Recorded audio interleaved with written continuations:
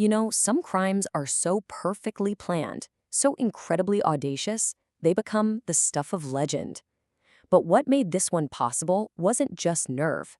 It was a secret tip from the inside. And what brought it all crashing down wasn't some brilliant police work, but a single, fatal mistake.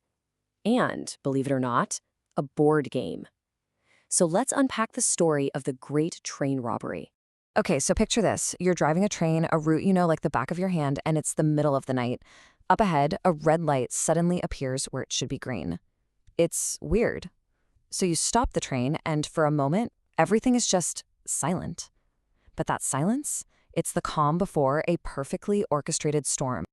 And this is where it all kicks off, with that one single, mysterious red light at a place called Sears Crossing. A signal that had absolutely no business being there.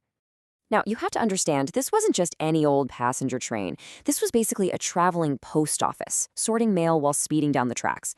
The driver, a guy named Jack Mills, was totally confused. This crossing was always clear. He sends his assistant out to use a line-side phone to see what's up, but the line was completely dead. And then, bam, it all happened in a flash. See, the gang had already cut the phone lines. As the assistant driver turns back, they grab him. At the exact same time, other men are climbing into the driver's cab from both sides. When Jack Mills puts up a fight, he gets hit over the head with an iron bar, and he's out cold. The takeover was fast, it was brutal, and it was total. So you've got to be asking yourself, how did they know? How did they know exactly where and when to strike? Well, this was no lucky guess. This was a plan, years in the making, built on top-secret information from the inside. The man pulling the strings was Bruce Reynolds, a pretty well-known criminal in London. But his whole plan hinged on a secret weapon, someone high up inside the Royal Mail, an insider who knew all the secrets. And to this day, nobody knows who it was. This person gave them two key pieces of info that turned a simple robbery into one of the biggest heists in history. So the first tip was about the target itself, the high-value packages coach, the HVP, which is, where all the cash was. The insider knew about a major vulnerability that would make it a sitting duck. See, by the 60s, the Royal Mail was starting to put security alarms on these coaches. Smart, right? But the insider knew something that almost nobody else did. On this specific day, the usual alarmed coaches were out of commission. A dusty old reserve coach, one with absolutely no security system, was going to be used instead. The gang knew they wouldn't have to deal with a single alarm. Now, that first tip was gold, but the second one? Oh, the second one was the real game changer. It was all about timing, and it guaranteed an absolutely massive payday. On a normal day, that HVP coach might be carrying, say, 300,000 pounds. I mean, that's a huge sum, more than enough to set them all up for life. But that insider knew this was not going to be a normal day. Not even close, because it was the week after a huge bank holiday. The coach was stuffed with nearly 10 times the usual amount, 2.6 million pounds. To put that in perspective, today that would be worth over 60 million pounds. They weren't just hitting a train, they were hitting the jackpot. So armed with this incredible inside knowledge, the gang was ready. Let's get back to Sears Crossing, where their plan was now in full violent motion. The plan was precise. Step 1, uncouple the engine and the first two coaches from the rest of the train. But they immediately hit a snag, a big one. The retired train driver they brought along to be their getaway driver, he couldn't figure out how to operate this newer engine. So get this, they had to wake up the injured Jack Mills and force him to drive his own hijacked train to their getaway spot at a nearby bridge. Once they got there, they stormed the coach, tied up the staff, and formed a human chain, just passing bag after bag of cash down to a truck waiting below. Just think about the scale of this for a second. In just a few minutes, they moved 120 mailbags packed with cash.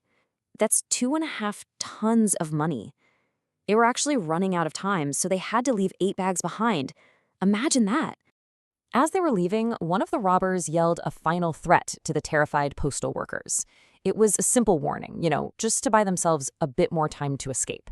They had absolutely no idea that this one sentence was about to bring the whole thing crashing down. The robbery itself was, let's face it, pretty much flawless. But that one single warning, that was the thread that was about to unravel everything. So the gang makes it back to their hideout, a farmhouse they'd rented. And they are on top of the world. They're dividing up the cash, and in this moment of just pure arrogance, they actually start playing a game of Monopoly, using the real stolen banknotes.